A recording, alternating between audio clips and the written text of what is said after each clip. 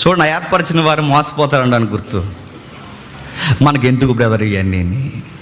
ఆయన పరిచర్య ఆయనది, చెప్పండి. మన పరిచర్య మంది. అలాంటి వారిని మనం అనడం వల్ల మనకి ఎందుకు బ్రదర్ ఇవన్నీ అన్నాడు.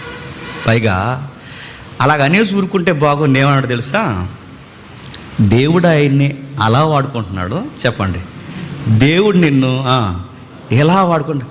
ఊరి ఈ మాట ఎవడో అంటే బాగున్ను, ఈ మాట ఎవడో కాస్త ఆలు తెలియనోడు అంటే బాగున్ను. బైబిల్ విద్యావిహీనుడు, బైబిల్ మరలా బయట విద్యావిహీనుడు కాదు, బైబిల్ విద్యావిహీనులు అంటే బాగున్ను.